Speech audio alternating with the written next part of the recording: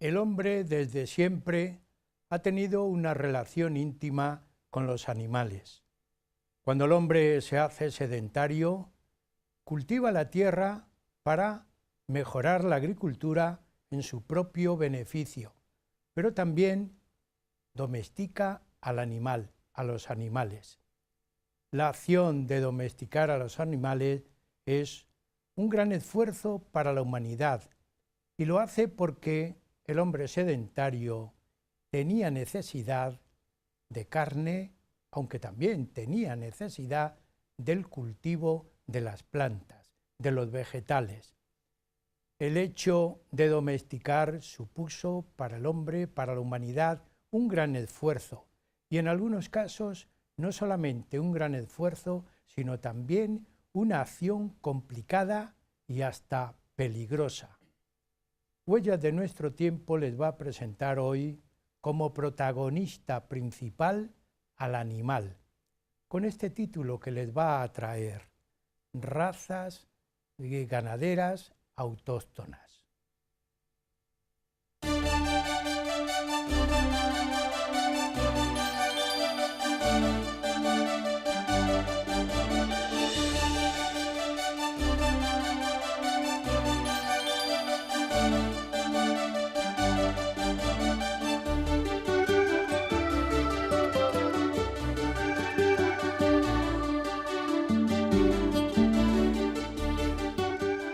Como les decía en la primera presentación del programa, el hombre y el animal históricamente han tenido, yo diría, vínculos mágicos.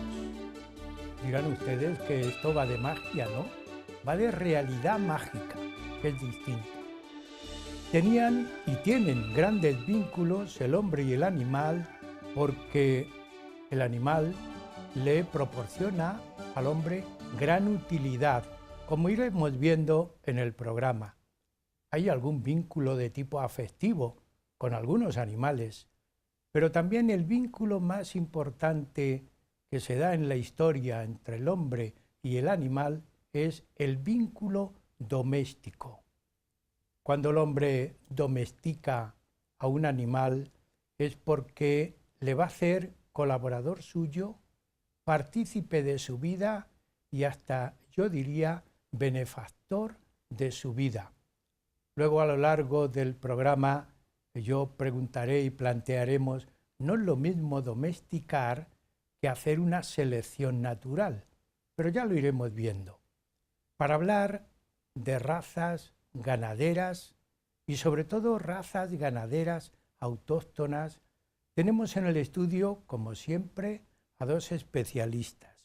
A doña Pilar Giladrados, que es colaboradora ya nata del programa, doctora en ciencias veterinarias, licenciada, por supuesto, en veterinaria, es investigadora de todo lo que supone el mundo de la ganadería y sobre todo de la ganadería autóctona de ciertas localidades y de ciertas zonas de Castilla-La Mancha, aunque de una manera general pues ha participado en programas europeos y en programas de alto nivel, pero ella, sin embargo, no abandona nunca esta idea de la ganadería y sobre todo de esa, diríamos, repercusión que tiene el mundo ganadero en la región de Castilla-La Mancha.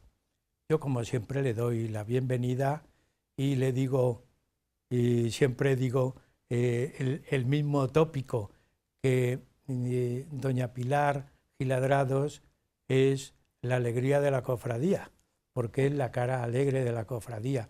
Pero algún día podíamos hacer, Pilar, porque tú también eres experta en alimentación, en educación y colegios, podíamos hacer un programa sobre expresión, porque... Muy interesante. ¿Verdad que sí? Sí. Tu cara es muy expresiva, transmite mucho. Por ese motivo, nuestros espectadores te recuerdan cuando te ven por la calle. Así que muchas gracias por venir al Andrés, programa. bienvenido. Y a su compañero de trabajo, don Juan Manuel Suárez Peces, le hemos invitado a que colabore y participe con nosotros en el programa.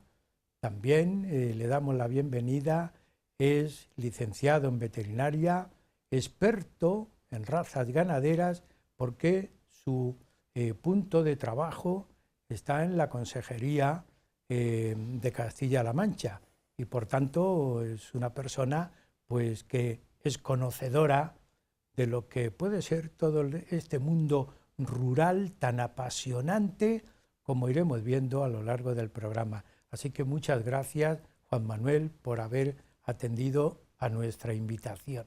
Muchas gracias a ti. Así que a los dos les agradezco que estén con nosotros y a mí siempre se me vienen preguntas y cuestiones. Y hay una, cuando hablamos de raza, que enseguida, y sobre todo los lógicos, pues aparece el concepto especie. ¿Qué es una especie y qué es la raza?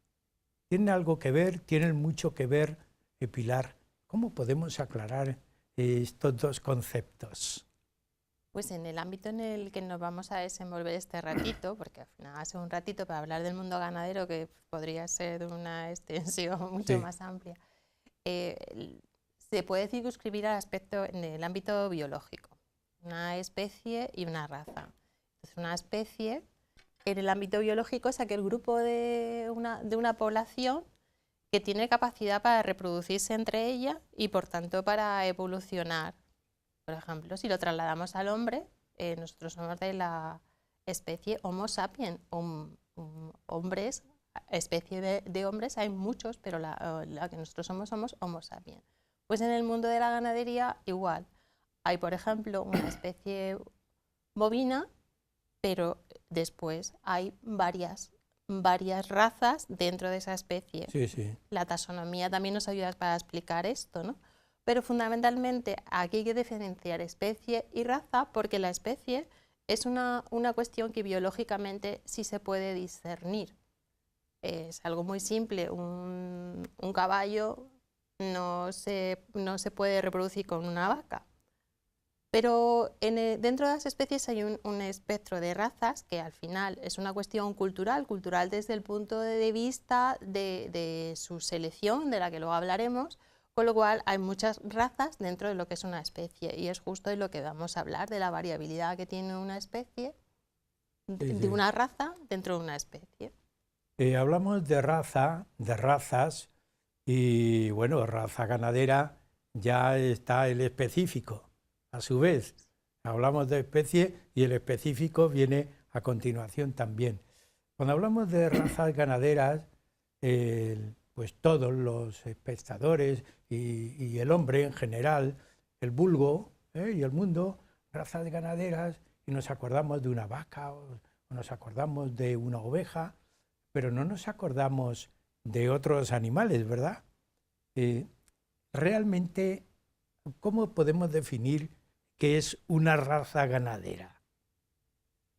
Juan Manuel. Sí, bueno, es complicado el término y hay muchos autores que no se ponen de acuerdo, pero yo lo definiría como el conjunto de animales de una especie que tiene unas características comunes, tanto morfológicas o productivas, que se reproducen entre sí para mantener esas características y transmitirlas de una generación en generación. Vosotros que trabajáis en una consejería que se ve que todo lo tiene que hacer muy controlado, programado y muy bien hecho, cuando os encontráis con grupos de razas ganaderas, porque no hay una, hay muchos grupos, ¿no? ¿Cómo eso se afirma o cómo se controla de una manera, si queremos, normativa? ¿Cómo se controla eso?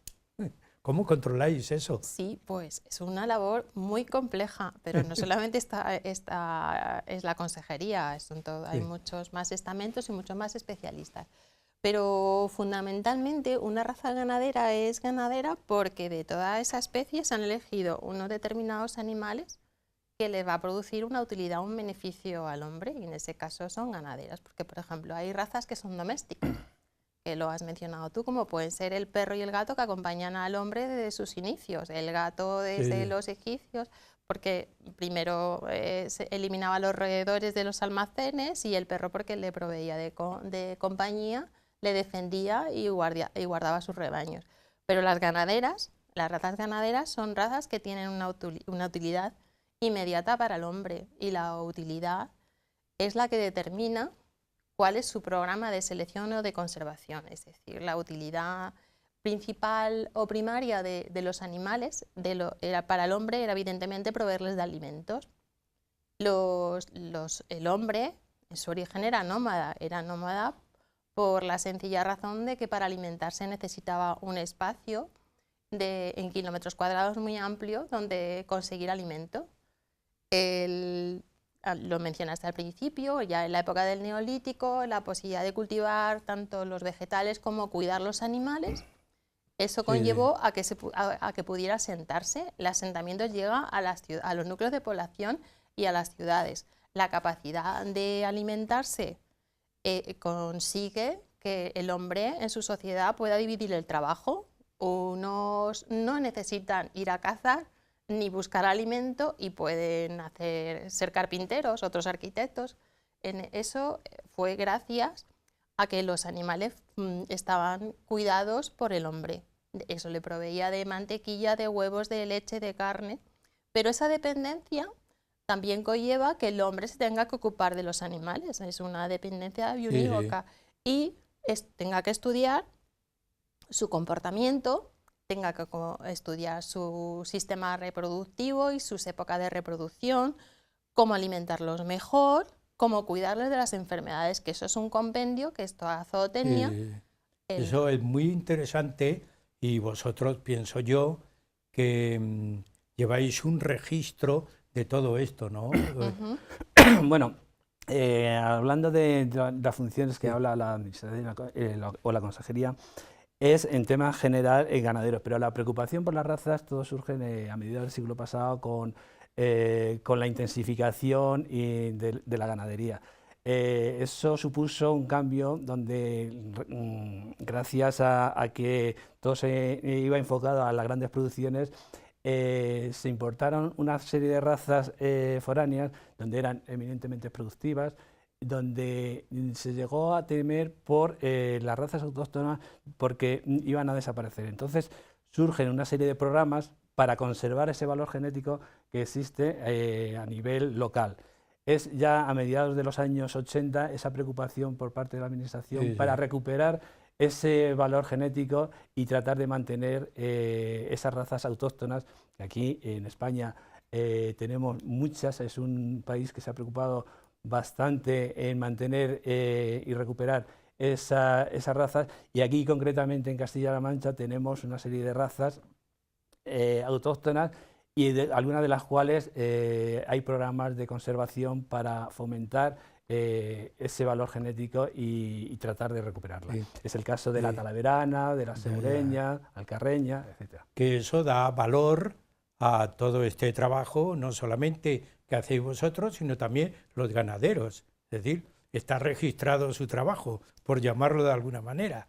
¿No es así? Sí, claro, pero a mí me gustaría precisar, porque también has mencionado al principio, no sé qué palabra has utilizado, pero algo así como que el medio rural y la ganadería es que es un elemento primordial, y no solamente estamos tratando de recuperar reliquias, es que la ganadería es principal para la provisión de alimentos para el hombre, no solamente tiene mucha utilidad. Claro, entonces no solamente hay razas autóctonas que haya que conservar porque no se ha preocupado nadie por ellas o han desaparecido porque se han absorbido con otras razas, sino porque además hay razas a las que tienen en esos registros de los que hablábamos de la administración.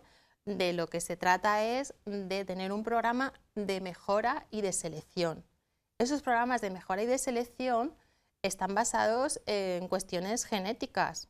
Entonces, esos programas de cría que tienen todos los ganaderos que nos estabas preguntando, Los ganaderos, evidentemente, son los propietarios de los animales, pero esos propietarios de los animales se asocian, son asociaciones de criadores. ¿Y cuál es el objetivo de esa asociación de criadores?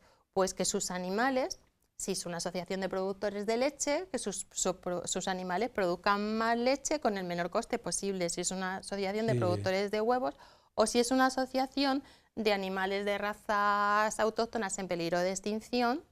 Evidentemente su misión es, el objetivo es la conservación. Pero ese programa de cría que tiene esa asociación, que fundamentalmente lo que llevan es el libro genealógico, y además tienen unos criterios, definen unos criterios que son los que tienen que trabajar genéticamente y con todos la coordinación que tiene desde las administraciones, desde la Consejería de Agricultura, la Unión Europea, y esto es una cuestión internacional. Hay un convenio, el convenio de Nagoya por la biodiversidad. Bien, lo iremos viendo a lo largo del programa porque eso es un tema interesante. Hablábamos de razas ganaderas y ya vemos que tiene mucha utilidad. Hay, diríamos, muchos puntos de utilidad de la raza ganadera. ¿Verdad, Pilar, Juan Manuel? Podéis empezar por el que queráis. ¿Qué utilidad tiene la raza ganadera, Juan Manuel? Bueno, la utilidad, todo porque dependiendo de esas características productivas, se han llegado a unas producciones impensables hace unos años, hace siglo pasado. Tenemos claros ejemplos de la mejora genética, como decía Pilar, donde se han ido incrementando, concretamente si nos centramos en una raza conocida o autóctona de aquí de Castilla-La Mancha, de la manchega, donde gracias a esos esquemas de selección y programas de selección se han llegado a conseguir a duplicar producciones en rebaños o litros de una oveja, que en los años 50 podíamos estar en 50 y ahora se han llegado a conseguir 250 litros por oveja y año. Un incremento del 40%.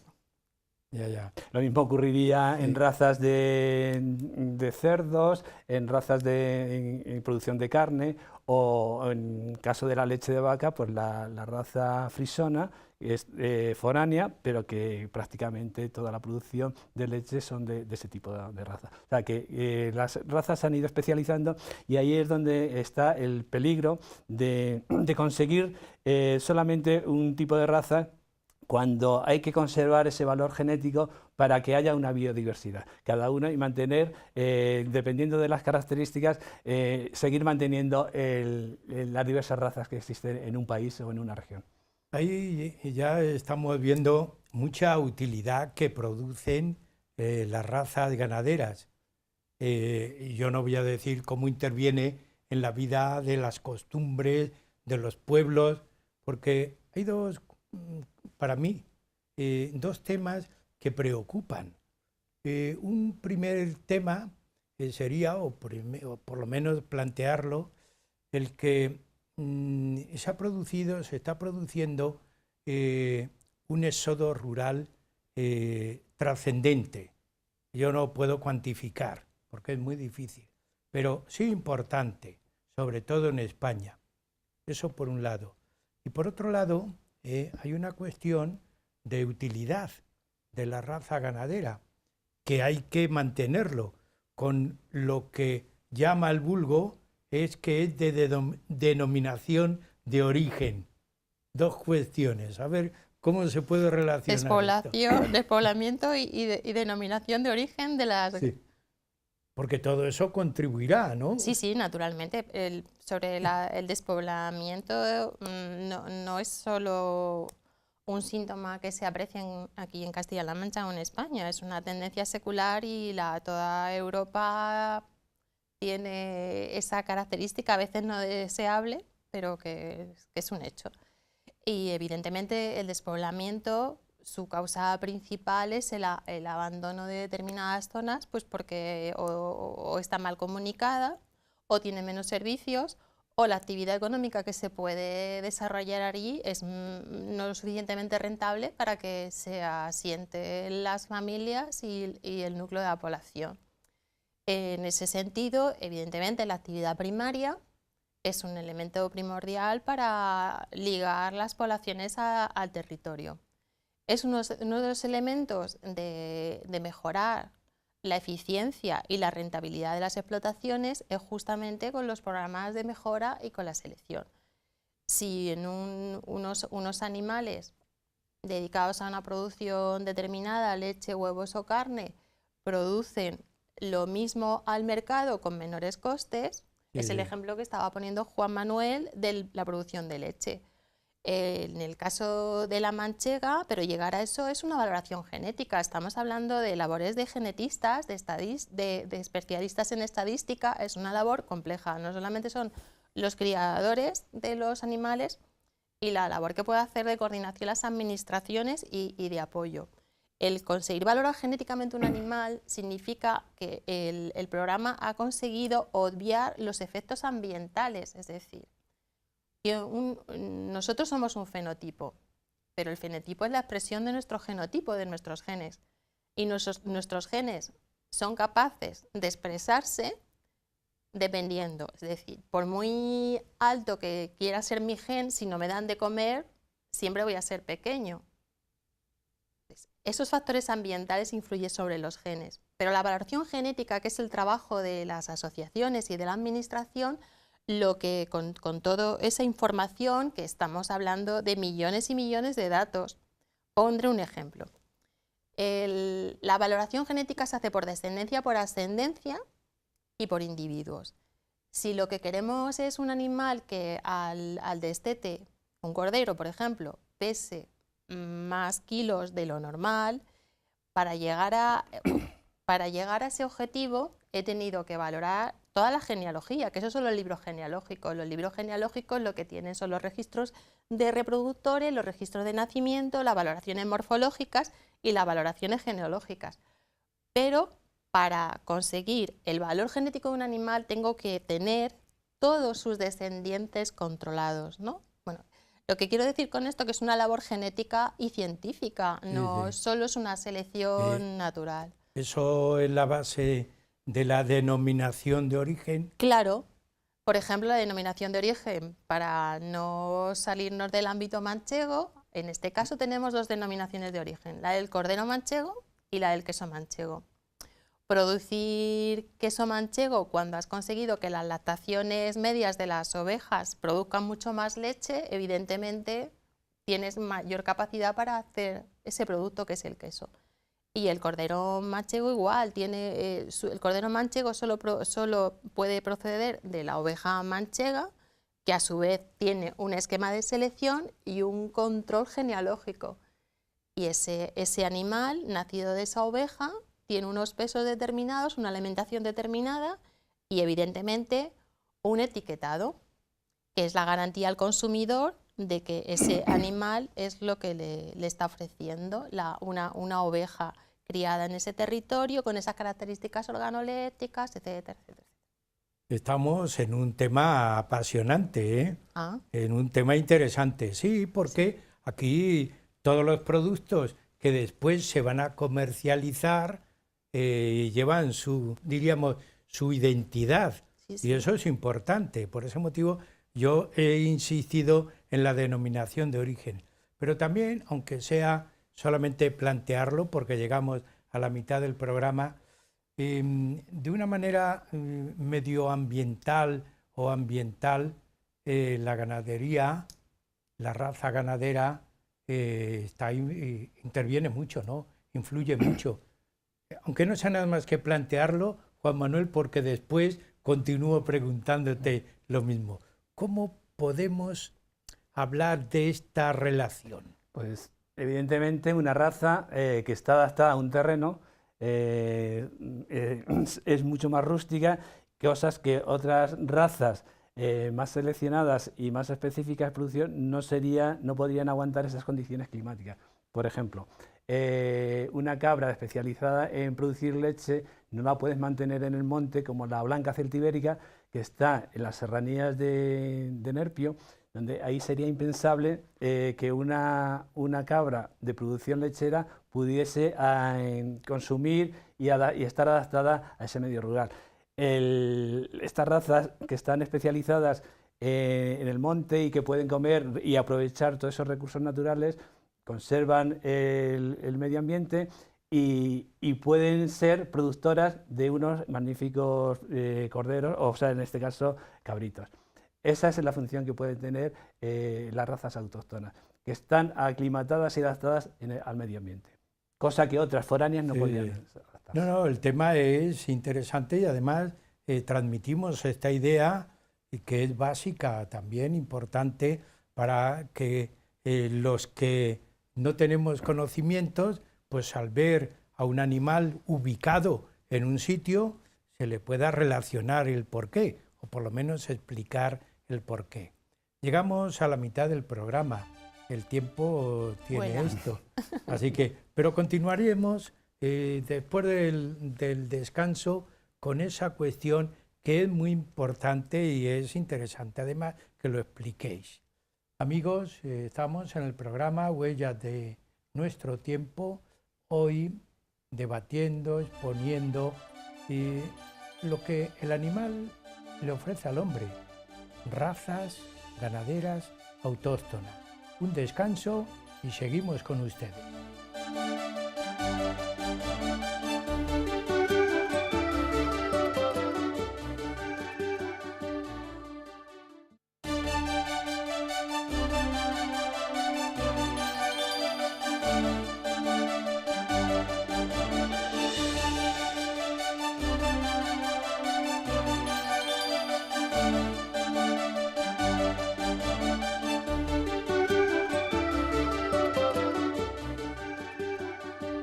El programa Huellas de nuestro tiempo tiene hoy como protagonista principal al animal. Estamos exponiendo el tema razas ganaderas autóctonas. Les recordamos que tenemos en el estudio a doña Pilar Gil Adrados y a don Juan Manuel Suárez Peces, que nos están hablando de toda esta problemática y situación que tiene la raza ganadera y la repercusión, porque es útil, repercusión que tiene en la vida del hombre. Continuamos en esta segunda parte. Juan Manuel, te habíamos dejado un poco en el aire tu expresión y la aportación que tienen las razas ganaderas al medio ambiente. Destruyen el medio ambiente, colaboran, benefician. Un poco por ahí completa esa idea que habías iniciado. No, evidentemente contribuyen a mantener el medio ambiente, puesto, hablando de las razas en ganadería extensiva, puesto que aprovechan unos recursos naturales que de otra forma no podrían ser aprovechados de otra forma. La ganadería extensiva, digamos, es un sistema de producción para recuperar y aprovechar los recursos naturales, en contraposición con la ganadería intensiva.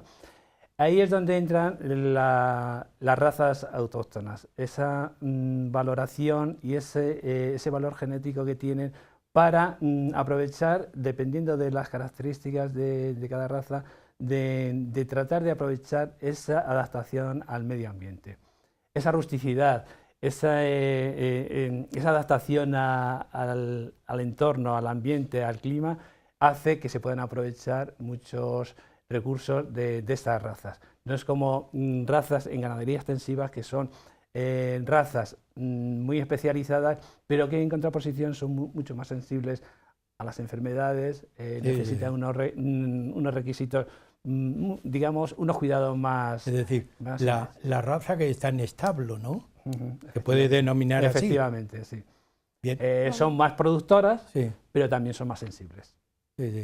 Teniendo un poco en cuenta que estamos hablando de razas autóctonas, ¿cuál es la situación actual que se tiene?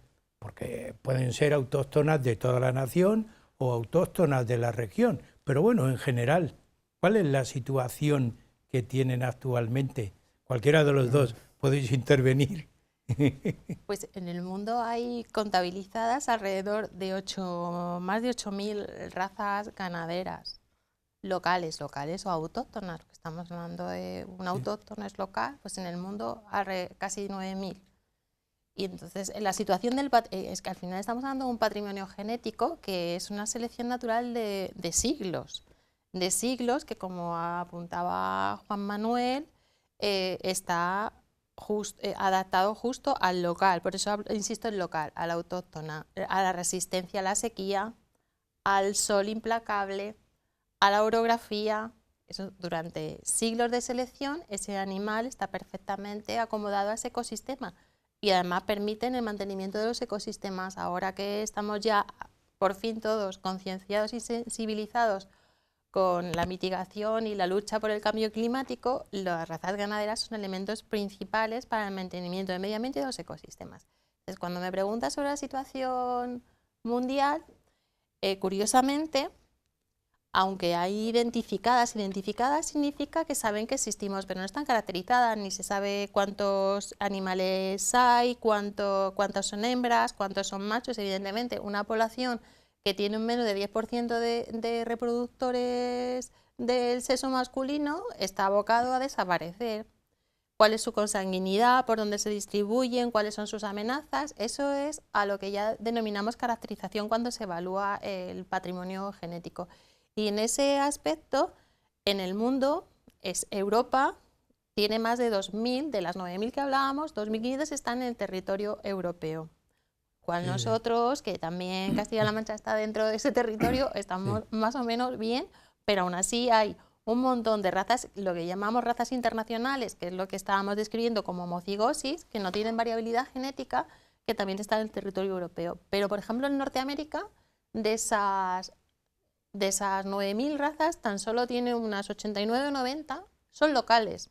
Norteamérica, evidentemente, ha hecho su trabajo, porque con todo ese trabajo de selección de razas que nos proveen de leche, de huevos, de carne, conseguimos los demás comer casi todos los días, pero a costa de la pérdida de la variabilidad, ha perdido sus razas autóctonas, ¿no? Igual pasa en la zona del Caribe y en la zona del sur del Pacífico. Con respecto a los compromisos internacionales, hay un compromiso internacional de Nagoya, que lo que pide a todos los actores internacionales es un compromiso por la diversidad y la variabilidad genética, que es lo que promueven las razas ganaderas. Las razas ganaderas, la variabilidad genética, yo cuando me ponen cara de X, que no es el momento, digo, pues imagínate, como si tuvieses una urna de bolas de colores. La variabilidad genética es cuando tú dices, voy a coger una bola naranja, coges una bola naranja. Cuando pierdes variabilidad, cuando tiendes a la homocigosis, es que esa urna de bolas ha tendido hacia un color, hacia el azul, hacia el rojo, hacia el amarillo. Con lo cual significa que no puedes volver hacia atrás. Esa es la ventaja de las razas autóctonas, de las razas ganaderas, que en su patrimonio genético tienen mucha más variabilidad. No... Pobrecitas, no son buenas para correr, no son buenas para producir carne, no son buenas, pero ¿se puede hacen todo. llamar una selección natural o no?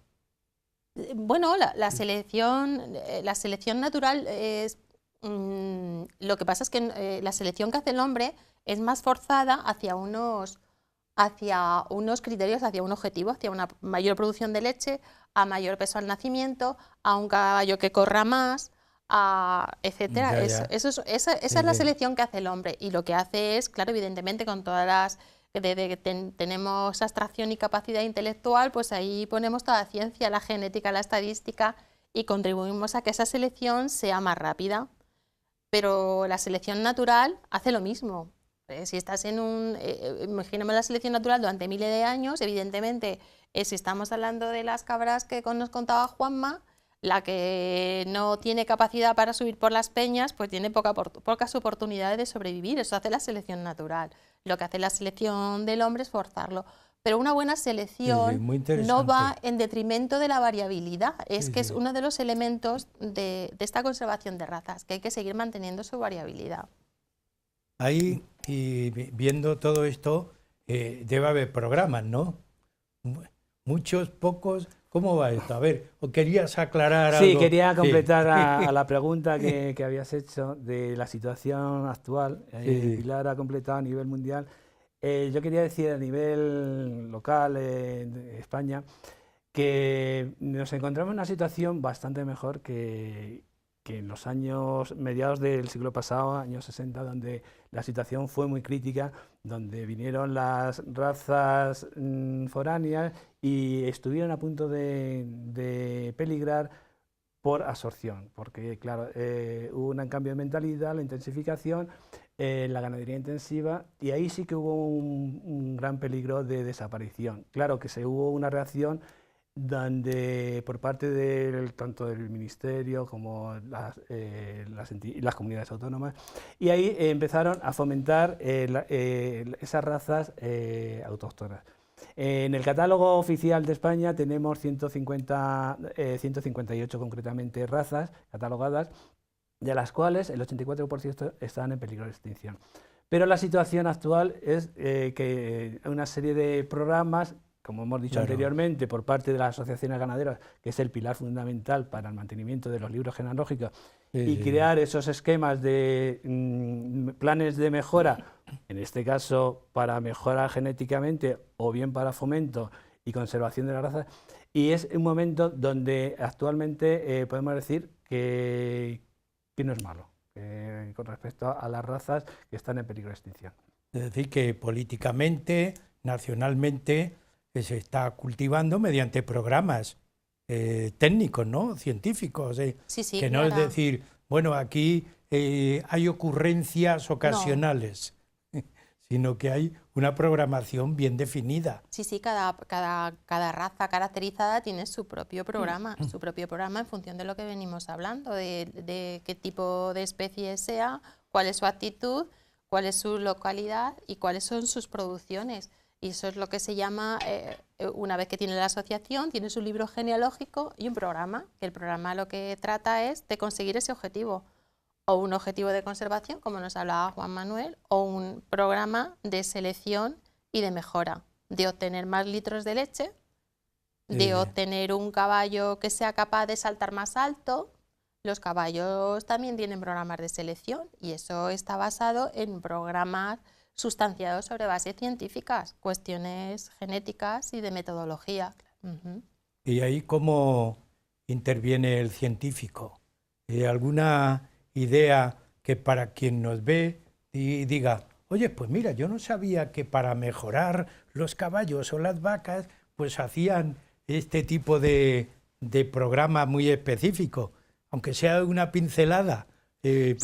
Por curiosidades. No, como decía Pilar, todos estos programas tienen que estar aprobados por el Ministerio de Agricultura y tienen que estar avalados por una entidad científica, bien sea a través de LINIA, bien la universidad, pero todos tienen que estar avalados por una comunidad científica.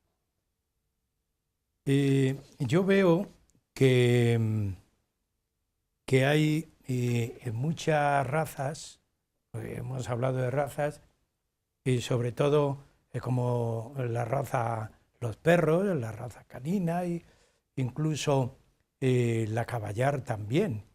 Cuando se habla de pedigrí, ¿realmente hay que perseguir eso en una selección natural o cómo, no sé, cómo eso se cuestiona? Porque el pedigrí, lo que pasa que es una noción que cada uno emplea como yo creo que como puede, pero lo que engloba es la pureza, que sea un animal de raza pura. Cuando estamos hablando de las razas caninas, una raza pura lo que te determina es que sus padres, sus abuelos, está en un libro genealógico. ¿Qué es un libro genealógico? Pues al igual que el de los humanos. El tener constancia de que un individuo, cuál es su ascendencia y su descendencia. Eso es un libro genealógico. En el caso de las razas caninas que nos preguntas, lo que dice el pedigrí es que ese animal ha nacido de padres, de abuelos, está dentro de esa raza, dentro del estándar de esa raza, en ese libro genealógico. Y en el caso de un caballo, pues igual, con respecto a la pureza. Ahora, en el caso de los animales, de las razas ganaderas, lo que hay es un objetivo de selección, bueno, igual que en los perros, porque los perros, evidentemente, esa variación sobre la especie canina de razas que hay, son razas que han sido fruto de la intervención del hombre y de las condiciones climáticas. Entonces, Sí, sí. pues un perro se le puede seleccionar de entre todos los que tengo el que ladra más alto, el que es menos agresivo, el que cuida mejor a las ovejas, el que tiene menos miedo de la noche. Esos son selecciones, son criterios de selección para qué necesito yo ese animal. Digo, con la intervención del hombre, la selección natural dirige de otra manera. Una sequía atroz, una inundación, eso es una selección natural. Sí. Pero el hombre dirige en función de su utilidad y en función de lo que necesita establece criterios. Entonces, cuando nos decía Juanma que la ciencia y que se necesita una institución científica detrás, es porque todos los criterios, todos los objetivos que nos ponemos para seleccionar un animal no tienen la misma eficiencia genética. No, por ejemplo, los caracteres reproductivos tienen una heredabilidad muy baja. El tratar de que yo valore un semental por los litros de leche que van a producir sus hijas es valorar una característica que no tiene ese propio animal. El valorar el peso de la canal, necesito que ese animal esté muerto, ¿no? Entonces, dependiendo de ese criterio de selección y sabiendo la capacidad que tiene para heredarse, esos todos los elementos que tiene en cuenta un genetista y un estadístico para desarrollar una metodología adecuada y saber qué tipo de información tiene que recabar para llegar hasta el final. Estamos hablando ya un poco de selección natural, ¿no? ¿No es así, Juanma? No. Pero científicamente habrá, pues no sé, unos elementos genéticos que haya que utilizar, conservar, todo esto. Tiene que haber un programa, pues estamos hablando de programas, ¿no? ¿Cómo se controla todo esto? Bueno, pues esto, como ha dicho Pilar, a través de las asociaciones, la llevanza del libro genealógico, para incluir a ese libro genealógico hay unos jueces donde se hace una valoración a esas crías. Primero tienen que estar dados de alta y las crías tienen que proceder de padres que están inscritos y luego pasar una valoración morfológica que si tiene algún defecto, que podría pasar a ese libro genealógico como reproductor. O sea, existen unos mínimos, ya tendríamos que entrar en la valoración de cada esquema, tanto el toro del Lidia, que no hemos hablado, el caballo del pura raza español, o que serían tipos morfológicos, o bien tipos productivos, donde entraríamos en valorar los rendimientos lechero o cárnicos. Entonces, solamente se cogen aquellos reproductores cuyos hijos han tenido unos rendimientos mínimos. Es decir, se va cogiendo los mejores reproductores cuyos resultados ya se han tenido por unos controles de rendimiento, tanto de lechero de cárnicos, para pasar a una bolsa de sementales, o bien a través de inseminación artificial o monta natural, se consiguen a eso como reproductores. Esto, de una forma muy básica y escueta, sería un esquema. Estás hablando como de una bolsa, ¿no? Efectivamente. Una bolsa. Y ahí habrá, pues, subgrupos de razas, ¿no? Como razas que sean autóctonas españolas, otras incorporadas. ¿Cómo se clasifica todo eso? Bueno, pues es que realmente lo que estábamos hablando es algo tan complicado o tan simple como que cada raza tiene uno solo. Cada raza tiene un tipo solo. Todos esos elementos, un libro genealógico, un esquema de selección, un programa de cría, de conservación, una asociación de criadores, por supuesto, y una coordinación.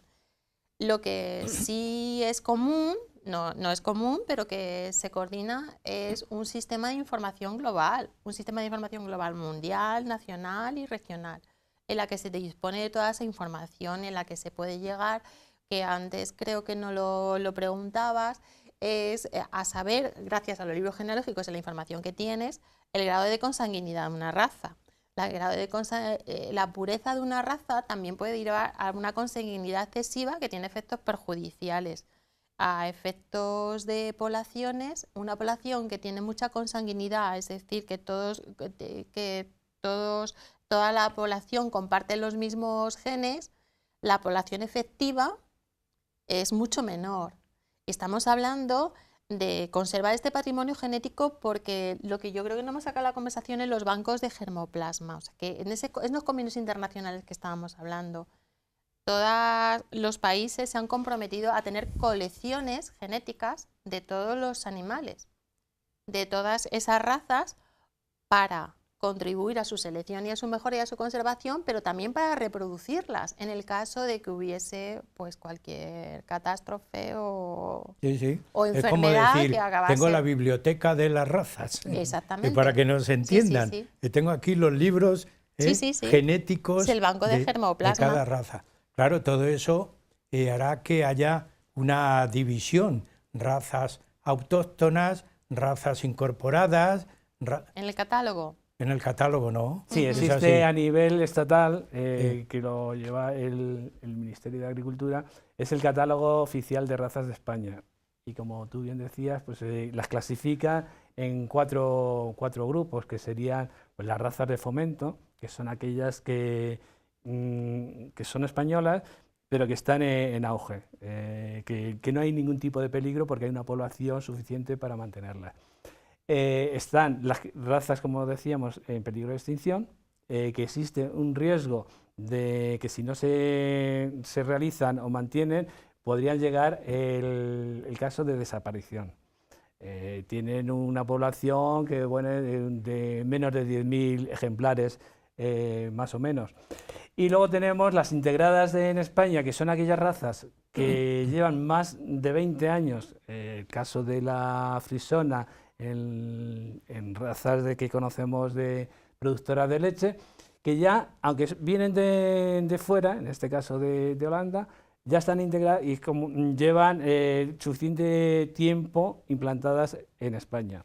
En caso de productor de carne, la charolesa, o sea, son razas que ya están implantadas, aunque son foráneas. Y luego ya son aquellas de la Unión Europea o de terceros países. Digamos, el catálogo de razas oficial de España es como las clasifica a las razas españolas. El toro de Lidia que hablaste una vez, en algún momento, ¿dónde está clasificada? Es autóctona, ¿no? Sí, es una raza ganadera autóctona. Que además en Castilla-La Mancha es de las comunidades que mayor número de explotaciones tiene. Entonces el toro de Lidia, el vacuno de Lidia, tiene una importancia fundamental en cuestiones medioambientales de las que antes hablábamos. Aparte de todo el acervo cultural y de tradición, que evidentemente de nuestra cultura no se puede sustraer. Bueno, pues este animal forma parte de las dehesas. Ese ecosistema es un ecosistema antrópico, es intervención. Si no hay animales, esos ecosistemas se pierden. Estos animales pastan las dehesas y conservan ese medio, no desbrozan las zonas y además evitan los incendios. Es una parte del vacuno de Lidia. Además, es un proveedor de alimentos, de carne. De hecho, tiene una denominación, una indicación geográfica protegida, el vacuno de Lidia. Y esos animales también tienen un esquema de selección, aunque parezca curioso. Yo quería hacer una salvedad a Pilar, que es el toro de Lidia el único que se selecciona no por unas características morfológicas, sino por unas características intrínsecas, que es la bravura. Es el único caso que estamos hablando que una selección por unas características, no por una morfología. Discrepo. Venga, a ver. No, quiero decir que tengo otro más, que es el caballo español. Lo que estamos tratando de decir es que, evidentemente, seleccionar algo que puedes medir, porque una gallina puede poner tantos huevos, la carne puede pesar tanto o se pueden producir tanta leche. Pero cuando estamos hablando de criterios que son funcionales, el hecho de que un animal a la doma clásica tenga mayor puntuación o menor puntuación, y el caso de un vacuno de Lidia, que lo que se le trata de seleccionar es por su bravura, que al final son es un concepto que engloba muchos factores, que es un poco lo que estábamos hablando antes de los criterios de selección para conseguir seleccionar. Cuando un criterio es único y determinado y sabes cómo conseguirlo, es mucho más ágil la selección y su difusión En cambio, algo como la bravura o la funcionalidad del caballo español es más difícil medir y, por supuesto, conseguir. Aún así, se consiguen catálogos de reproductores mejorantes para la raza, con una serie de características de agresividad, de acometida al caballo, y en el caso del caballo español igual. No, son estudios, yo diría mágicos, porque utilicé yo el término al principio, digo, aquí hay como una magia, ¿verdad? Es mágico. Lo que es muy interesante, no la magia, esto es pues una broma, sino el estudio científico que existe en torno a las razas ganaderas, sí, sí. Que aparentemente es como pensar, bueno, las que están en el campo con un pastor, pues allá ellas. No, es algo más serio, más científico, más programado y mejor controlado. Porque no solamente es programar, también controlar, ¿no, Juan Manuel? Bueno, por supuesto. Existe un inspector de libro que está sometido a controles tanto a nivel de las consejerías correspondientes de las comunidades autónomas y a nivel ministerial. Es más, ahora ha entrado en vigor un reglamento europeo y va a salir próximamente un Real Decreto donde armoniza todas las razas a nivel europeo, de la Unión Europea. O sea, no solamente ya son los programas nacionales, sino que ya está todo integrado a nivel de la Unión Europea, y que cualquier libro genealógico de una raza pueda servir para cualquier país de la Unión Europea. Aunque sea una última pregunta, una última cuestión, ¿hay peligro de extinción de algunas razas inmediatas o que, digamos, pues ya no habrá ovejas X o no habrá cabras tal? ¿Hay algún peligro de extinción más próximo, Pilar? En el mundo muchísimo. Sí. Sí, y a nuestro entorno más próximo, pues también. También si entre todos no nos ocupamos de apoyarlo.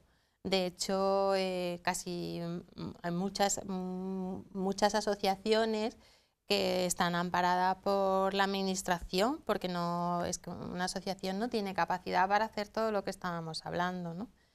Y también, por ejemplo, en programas europeos, los fondos europeos, quiero decir, hay mucho presupuesto dedicado también a la conservación de estas razas en peligro de extinción. En el caso de Castilla-La Mancha, la que hemos mencionado, la blanca celtibérica, que yo animo a todo el que nos escucha que vaya a Nervión a verlas, porque ya solo el llegar, la talaverana, que tan cerca la tenemos, o la berrendas, todas estas están bajo un paraguas de la administración y tiene una serie de ayudas.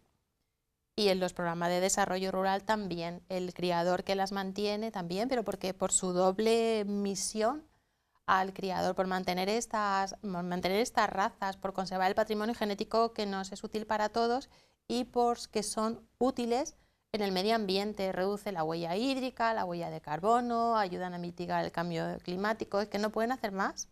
Sí. Es decir, que tenemos que colaborar con la creación. Que es la conclusión. Exacto. Yo os agradezco con ese último mensaje que hayáis estado en el programa y que continuemos pensando que qué rica es la creación, ¿verdad? ¿Hasta dónde llega? Exactamente. Ilimitadamente. Y misteriosa o pues mágica. Nada.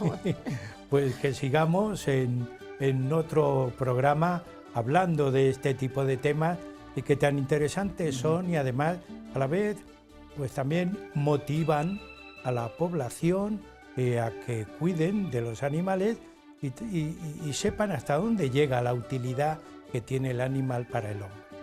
Amigos, y a ustedes también, como siempre, yo les agradezco que todas las semanas están con Huellas de Nuestro Tiempo, porque, si Dios quiere, seguiremos con ustedes. Muchas gracias.